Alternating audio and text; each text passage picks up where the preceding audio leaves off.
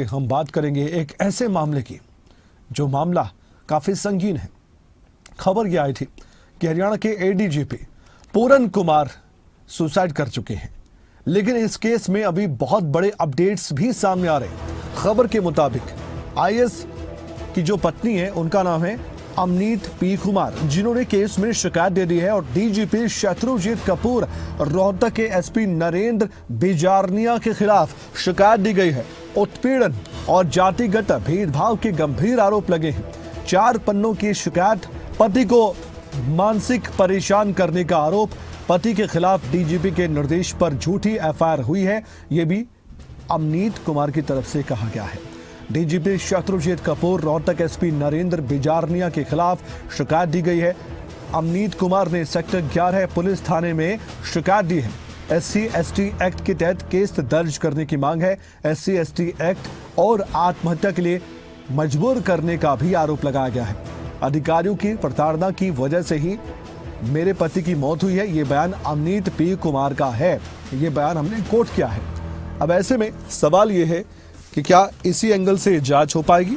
सवाल ये है कि क्या शत्रुजीत कपूर जो कि डीजीपी है, उनकी मुश्किलें बढ़ना तय है? कई तरह के सवाल हैं, देखने वाली बात है अब क्या निकलकर सामने आता है।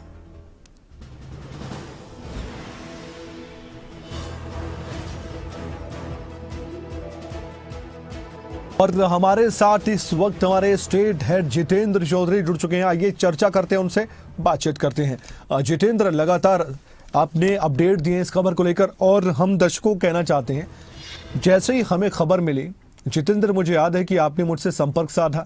आपने कहा कि बहुत अहम खबर है, बहुत बड़ी खबर है और इस खबर को हमने सबसे पहले प्रसारित किया था। आप मौके पर गए, आपने वहां से रिपोर्टिंग की और तब जाकर जानकारी पूरे देश को मिली कि एक आईपीएस अफसर ने सुसाइड कर लिया है। उसके बाद लगातार आपने इस खबर पर नजर बनाते हुए एक सुसाइड नोट जो सामने आया है वो भी हमने दर्शकों को आपके जरिए दिखाया जितेंद्र। लेकिन इसके बाद अब क्या होने वाला है? क्योंकि पूरी हरियाणा पुलिस हिल गई है, आईपीएस लॉबी हिल गई है, आईएएस लॉबी हिल गई है इस पूरी खबर के बाद।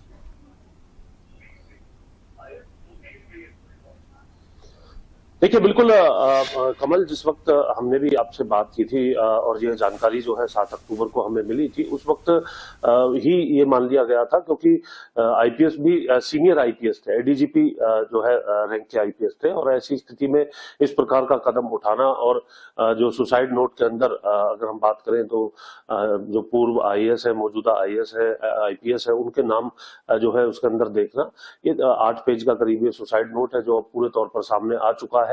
उनकी पत्नी भी जो जापान अधिकारियों के डेलीगेशन में मुख्यमंत्री के साथ गई हुई थी, वो भी वापस आ चुकी है। उनकी तरफ से भी जो कंप्लेंट है वो चंडीगढ़ पुलिस की तरफ से दी गई है। लेकिन खास बात यह है कि अभी मौजूदा हालातों को देखते हुए जो कंप्लेंट है, क्योंकि मौजूदा जो भी उनकी मानसिक स्थिति थी उसके पीछे हाल ही के कारणों को जोड़ा गया है और उसके अंदर केवल 2 नामों को कंप्लेंट के अंदर शामिल किया गया है, जिसमें डीजीपी शत्रुजीत कपूर का नाम है और एसपी रोहतक नरेंद्र बिजारनिया का नाम है। ऐसी स्थिति में ये दोनों नाम और इन नामों को लेकर के अब चंडीगढ़ पुलिस के सामने जो है ये देखना होगा कि किस प्रकार से उस पर एफआईआर जो है वो दर्ज की जाएगी, क्योंकि अभी तक जो हमारी जानकारी है उसके मुताबिक इस कंप्लेंट के ऊपर कोई एफआईआर दर्ज नहीं की गई है। पुलिस अभी इस पूरे मामले की को लेकर के अभी इन्वेस्टिगेशन में लगी है और जो तथ्य है उन्हें देखा जा रहा है, क्योंकि जो सुसाइड नोट है और जो कंप्लेंट है उसके अंदर जो है नाम जो है अलग अलग है। हालांकि SC/ST एक्ट के तहत जो एफआईआर दर्ज करने के बाद जो है उनकी पत्नी पी अमनीत कुमार की तरफ से की गई है। वो भी प्रिंसिपल सेक्रेटरी स्तर की अधिकारी है, वरिष्ठ अधिकारी है सरकार में और आईएएस अधिकारी है, और उनकी तरफ से कंप्लेंट में ये कहा गया है कि किस प्रकार से उनके पति को जाति सूचक शब्दों के साथ जो है प्रताड़ित किया गया और साथ ही साथ आत्महत्या के लिए उकसाया गया। उन धाराओं के तहत जो है जो मामला दर्ज करने की बात उनकी तरफ से कही गई है। इस पूरे मामले में कल हमने देखा था कि कुछ जो वरिष्ठ आईएएस हैं वो भी उनके आवास पर पहुंचे थे, जिसके अंदर डी सुरेश की बात करें, राजा शेखर मुंडरू की बात करें, KM पांडुरंग की बात करें, मुख्य सचिव अनुराग रस्तोगी की बात करें, मोहम्मद शाहीन की बात करें, तो कई अधिकारी जो है उनके आवास पर पहुंचे थे और आज भी यह सिलसिला जारी रहेगा। और इस वक्त की हम अहम जानकारी अपने दर्शकों को बता रहे हैं, जो बिल्कुल अभी जो है हमारे सूत्रों ने हमें दी है कमल, कि मुख्यमंत्री नायब सैनी भी जैसे ही चंडीगढ़ पहुंचेंगे वो उनके सेक्टर 24 स्थित आवास पर पहुंचेंगे। ये भी एक जानकारी हम अपने दर्शकों को दे रहे हैं। हालांकि सूत्रों से ये जानकारी है, लेकिन ये जानकारी हमारे पास आई है कि मुख्यमंत्री भी उनके आवास पर अब से कुछ ही देर बाद जब वो चंडीगढ़ पहुंचेंगे तो वहां जाकर के पूरी जो जानकारी है वो ली जाएगी। क्योंकि जो हमारे सूत्र बता रहे थे कि पीएम अमित कुमार जब मुख्यमंत्री के साथ थी, जब उन्हें ये जानकारी मिली थी, तो उस वक्त भी उन्होंने मुख्यमंत्री से बात कही थी कि इस मामले पर जो कार्रवाई है वो होनी चाहिए।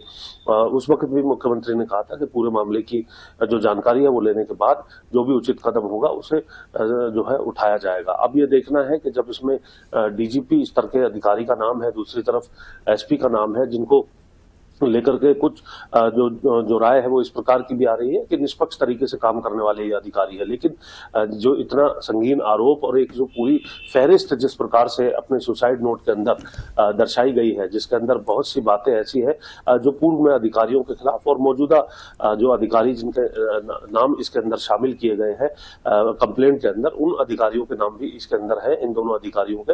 और इसमें बताया गया कि किस प्रकार उनके साथ पक्षपातपूर्ण रवैया जो है वो अपनाया गया था। अब आपने जो सवाल पूछा कि आगे क्या होना है, देखिए अभी इंतजार है उनकी बेटी के विदेश से वापस लौटने का। उम्मीद है कि अब से कुछ ही देर में वो भी उनके आवास पर पहुंच जाएंगी, जिसे लेकर के ये माना जा रहा था कि कल जो पोस्टमार्टम नहीं हुआ वो उनकी बेटी पहले उनके अंतिम दर्शन कर ले, इसलिए ये पोस्टमार्टम डिले हुआ है। लेकिन अंदरूनी स्तर पर यह भी जानकारी है कि आज जो परिवार है वो पहले एफआईआर दर्ज करने की मांग यहाँ पर कर सकता है। साथ ही साथ जिस प्रकार से डिले देखने के लिए मिल रहा है, तो ऐसी स्थिति में आगे उच्च स्तरीय जांच की मांग भी परिवार की तरफ से की जाती है। मुख्यमंत्री जब परिवार से मिलेंगे उस वक्त ये देखना होगा कि किस प्रकार की चर्चा होती है। और मुख्यमंत्री नायब सैनी की आज चंडीगढ़ में प्रेस कॉन्फ्रेंस भी है, तो इस मुलाकात के बाद लाजमी सी बात है कि मुख्यमंत्री का जो ऑफिशियल वर्जन है वो भी इसके अंदर निकल करके आए कि उनका इस पूरे मामले को लेकर के क्या कहना है। क्योंकि सरकार ये जानती है कि मामला जो है हाई प्रोफाइल है, अफसरशाही के अंदर हड़कंप है, न सिर्फ हरियाणा बल्कि पूरे देश के अंदर अफसरशाही से लेकर के नेताओं के अंदर इसमें चर्चा है। दूसरी बात अगर हम बात करें तो एससी वर्ग से जुड़ा हुआ ये मसला है, जिसके अंदर शिकायत भी SC/ST एक्ट के तहत दी गई है और अपने साथ पक्षपातपूर्ण तरीके से जो है व्यवहार की बात भी उन्होंने सुसाइड नोट में भी भाई पूरन कुमार की तरफ से लिखी है और उनकी पत्नी ने भी कंप्लेंट में ये बात लिखी है। हालांकि कंप्लेंट में 2 ही नाम है, जैसा कि हम लगातार बता भी रहे हैं अपने दर्शकों को। तो ऐसी स्थिति में जो SC वर्ग के भी कुछ समाज के लोग हैं वो उनके कल घर पर पहुंचे थे और उनकी तरफ से भी इस पर अगर कोई कार्रवाई नहीं होती है तो मोर्चा उठाने की बात कही जा रही है। यानी इस मसले को लेकर के कई और मसले इसके अंदर जुड़ते हुए नजर आ सकते हैं और एक बड़ा जो ये कह सकते हैं कि राजनीतिक तौर पर या सड़कों पर भी इसको लेकर के इम्पैक्ट देखने के लिए मिल सकता है अगर इसी तरीके का डिले चलता रहा।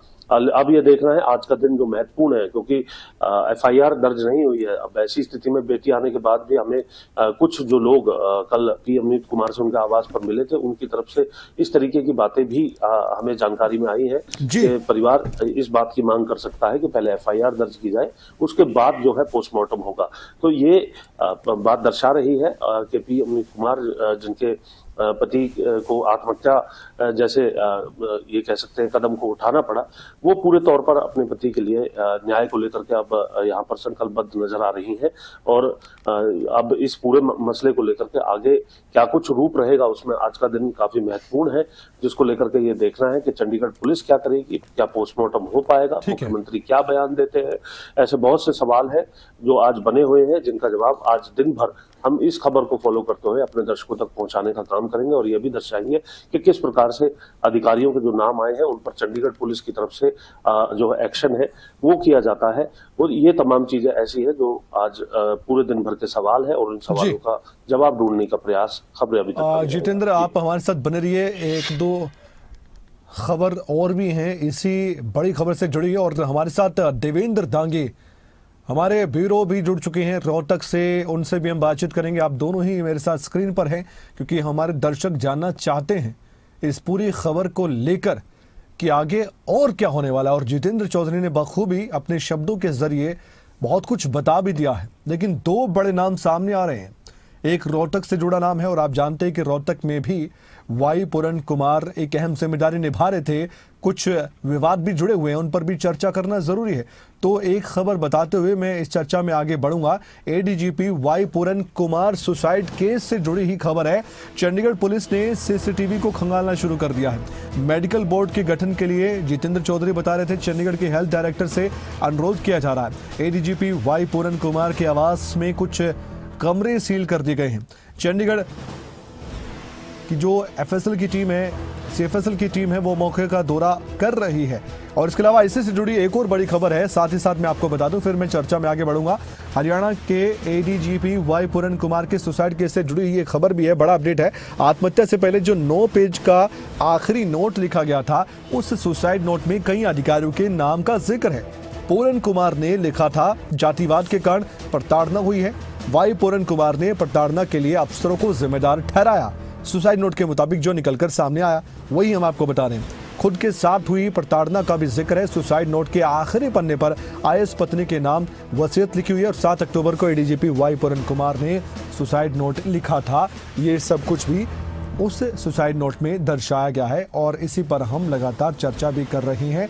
रोहतक एसपी नरेंद्र बिजारनिया, एक और मैं खबर जोड़ दूं, उनके खिलाफ शिकायत है। वाई पूरन कुमार की पत्नी ने चंडीगढ़ पुलिस को शिकायत दी है। आईपीएस पर साजिश में शामिल होने का आरोप है। वाई पूरन कुमार रोहतक पुलिस रेंज के आईजी, दोनों अधिकारियों के तल्ख रिश्ते, ये सब कुछ चर्चाएं अब शुरू हो गई हैं। हमारे साथ जुड़ चुके हैं देवेंद्र दांगी भी और जितेंद्र तो जुड़े हुए हैं। देवेंद्र, रोहतक से इस केस का क्या लेना देना है? ये सुसाइड केस रोहतक से कैसे जुड़ा हुआ है?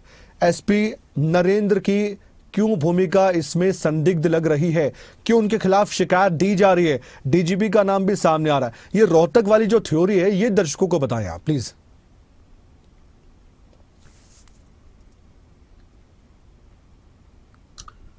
जी कमल, देखिए रोहतक का नाम क्यों जुड़ रहा है?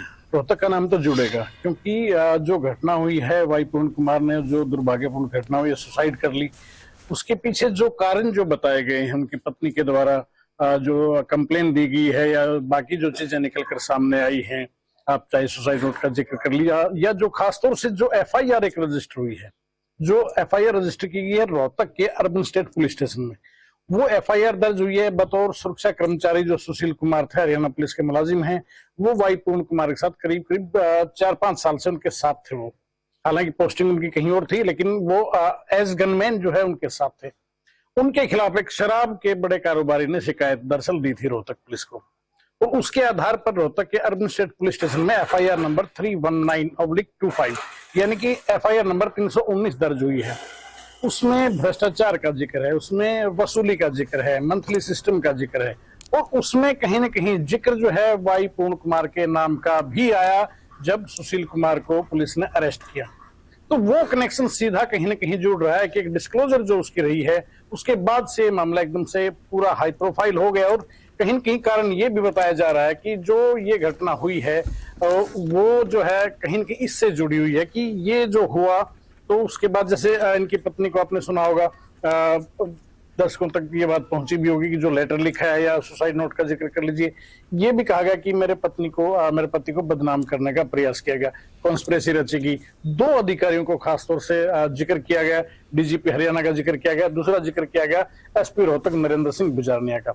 ये 2 अधिकारियों के नाम खासतौर पर आ रहे हैं, और ये नाम देखिए ये तो आएंगे बिल्कुल, क्योंकि मामला सीधा रोहतक से जुड़ा हुआ। शराब कारोबारी की शिकायत पर जो पर्चा दर्ज हुआ है, जिसपे पूरा बवाल हुआ है, वो एफआईआर दरअसल रोहतक में दर्ज हुई है। जो गिरफ्तारी हुई है सुशील कुमार की, वो रोहतक में गिरफ्तारी हुई है। फिलहाल न्यायिक हिरासत में हालांकि भेज दिया गया है। दूसरी बात यह है कि जो वाई पूरन कुमार थे, फिलहाल एज आईजीपी रोहतक के साथ लगता है PTC Sunaria, police training college Sunaria, वहां पर उनकी पोस्टिंग थी।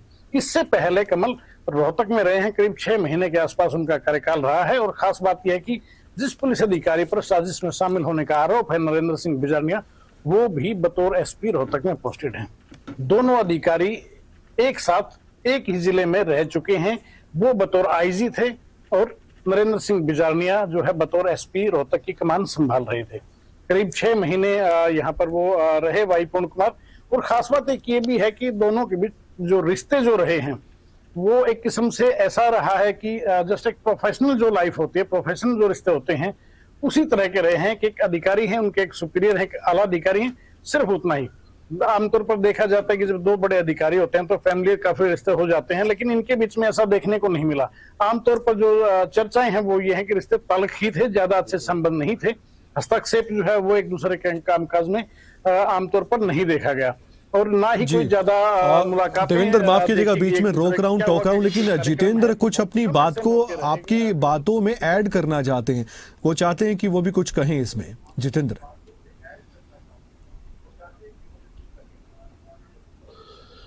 बिल्कुल देवेंद्र, आपने जिस प्रकार से इस एफआईआर का जिक्र किया, सबसे पहले इसी एफआईआर का जो जिक्र है वो सामने निकल करके आया था जब ये पूरा आत्महत्या का मामला जो है देखने के लिए मिला, और जो है कंप्लेंट के अंदर भी दर्शाया गया है कि ये एक कॉन्स्पिरेसी के चलते जो है उन्हें एक इस प्रकार के केस के अंदर फंसाया जा रहा था। ये बात उनकी पत्नी ने कंप्लेंट में भी लिखी है, लेकिन क्योंकि आप रोहतक में हैं और चीजों को बारीकी से देख रहे हैं, अर्बन स्टेट थाने के अंदर ये पूरा मामला जो दर्ज किया गया है, इसके अंदर ये ठीक बात है कि वो पीएसओ के तौर पर जो है जो सुशील है उसको जो उसकी सीसीटीवी फुटेज भी आ रही है, उसको उसके बयान डिस्क्लोजर रिपोर्ट के अंदर आया है जिसके अंदर नाम जो है वो लिया गया है भाई प्रवीण कुमार का। लेकिन सीधे तौर पर, क्योंकि अमूमन जब इस प्रकार के मामले होते हैं तो उन मामलों के अंदर ये कहा जाता है कि ये चीजें जो है वो कहलवाई गई है क्योंकि कॉन्स्पिरेसी की बात उनकी पत्नी कर रही है। तो सीधे तौर पर जिस इन्वॉल्वमेंट की बात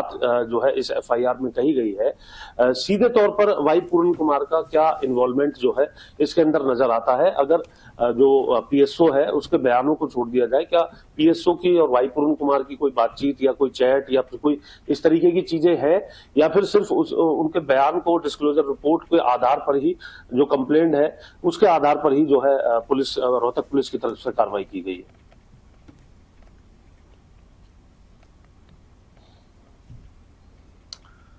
देखिए कमल, आपके सवाल का जो जवाब है वो वाकई बड़ा गंभीर आपका सवाल है, और जो मुझे जो जानकारियां अभी तक है वो ये है कि कोई ऑडियो क्लिप है, कोई वीडियो क्लिप है जो उपलब्ध कराई गई हैं, और वो जो है वो वाई पूर्ण कुमार के जो गनमैन थे सुशील कुमार, उनसे रिलेटेड वो चीजें थी। लेकिन लिंक एविडेंस का जहां तक बात है, जैसे डिस्क्लोजर रिपोर्ट का वो तो किया, वो बिल्कुल ठीक आपने कहा, उसका जिक्र मैंने भी किया, लेकिन क्या सीधे वाई पूर्ण कुमार की कोई वीडियो ऑडियो क्लिप है?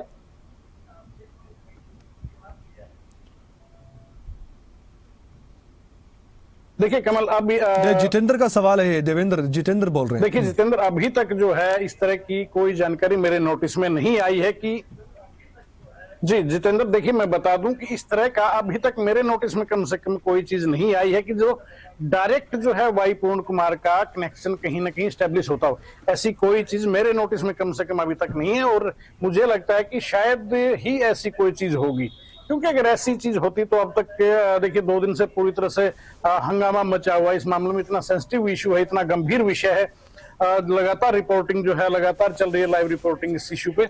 अगर ऐसी कोई चीज होती कहीं ना कहीं अब तक वो सामने आ चुकी होती। शराब कारोबारी का बयान आ सकता है तो वो चीज भी सामने आती, सीसीटीवी फुटेज आ सकती है तो वो चीज भी सामने आती। इकबालिया जो इसका जो गनमैन का जो बयान है उसकी कॉपी जब आ सकती है सोशल मीडिया पर, तो वो चीजें भी आ सकती थी। मुझे लगता है कि वाई पूर्ण कुमार का डायरेक्ट कोई ऐसा, शायद मुझे नहीं लगता कि कोई पॉसिबिलिटी जिस चीज की है। बाकी तो देखिए जांच एजेंसीज का काम है, मामले की जांच होगी और निष्पक्ष जांच की। हम भी कहते हैं कि निष्पक्षता से बिल्कुल दूध का दूध और पानी का पानी होगा तो सारी चीजें साफ होंगी। लेकिन फिलहाल तक की अगर बात करें तो मुझे नहीं लगता कि वाई पूर्ण कुमार का या कोई ऐसा कोई एविडेंस रोहतक पुलिस के पास होगा। बाकी तो देखिए पुलिस जाने, क्योंकि ऑफिशियल स्टेटमेंट तो कोई है नहीं अभी तक रोहतक पुलिस की तरफ से। हमने कल ट्राई किया था कि रोहतक पुलिस के जो आला अधिकारी हैं उनसे हो जाए या वो अपना बताएं, पूछने की कोशिश की थी, लेकिन संपर्क नहीं हो पाया। कई बार ट्राई किया गया लेकिन बातचीत नहीं हो पाई।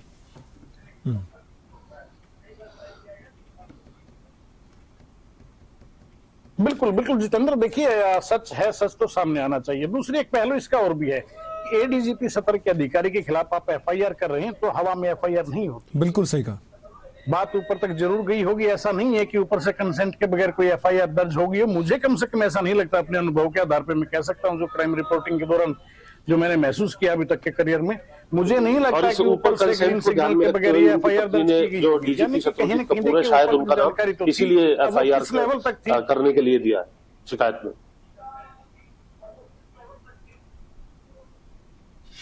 यस यस यस, आपने बिल्कुल सही कहा जितेंद्र, क्योंकि इसके बगैर पॉसिबल नहीं है कि डीजीपी के नोटिस में ना हो, या मुझे तो बल्कि ये कहने में गुरेज नहीं है, हो सकता है कि सरकार के नोटिस में भी ये चीज हो, लेकिन डीजीपी का जहां तक जिक्र है, इसीलिए ये खासतौर से जो उनकी वाइफ है अमनित पी कुमार, उनकी तरफ से जो कंप्लेन दी गई, जो स्टेटमेंट आई, उसमें खासतौर से दो अधिकारियों का जिक्र है। एक जिक्र है डीजीपी हरियाणा का, दूसरा जिक्र है एसपी नरेंद्र सिंह बिजारनिया का। कहा यह गया है कि इन दोनों ने आपसी सांठगांठ करके ये किया है, डीजीपी के इशारे पर कॉन्स्पिरेसी में शामिल हुए एसपी बिजारनिया। ये सीधे सीधे आरोप लगाए गए। देखने वाली बात ये होगी कि आरोपों की जांच सरकार किस तरीके से करवाएगी, जांच एजेंसी क्या फैक्ट निकाल पाएगी, क्योंकि चंडीगढ़ पुलिस जांच कर रही है। देखने वाली बात होगी, अब तो सारा चंडीगढ़ पुलिस के ऊपर दारोमदार है, या बिल्कुल। तो सरकार जो है इसमें जांच का अगर मान लो कोई और बड़ी किसी एजेंसी से या जुडिशरी के को अगर इन्वॉल्व करती है, जुडिशियल इंक्वायरी करवाती है, या सीबीआई को ये मामला सौंपा जाता है, ये देखने वाली बात होगी, क्योंकि इस तरह की संभावनाओं से कतई इनकार नहीं किया जा सकता कि सरकार हाई प्रोफाइल मामला है तो हाई लेवल की इन्वेस्टिगेशन इसको लेकर के हमारे सूत्र बता भी रहे हैं देवेंद्र के जिस प्रकार से अभी तक एफआईआर में डिले देख रहा है, उसके बाद परिवार जो है इस ओर जो है मांग कर सकता है कि आगे सीबीआई जांच या फिर कोई और जब अहम जांच एजेंसी जो है वो इस पूरे मामले की जांच करे।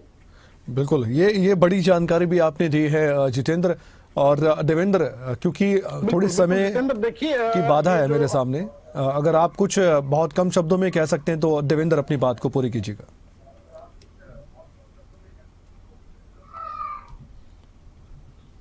जी कमल, देखिए मुझे लगता है कि जब मुख्यमंत्री का इंटरव्यू होगा, मुख्यमंत्री जब आएंगे, तो शायद हो सकता है उनके आने से पहले या उनके आने के बाद इसमें एक नया डेवलपमेंट देखने को मिले।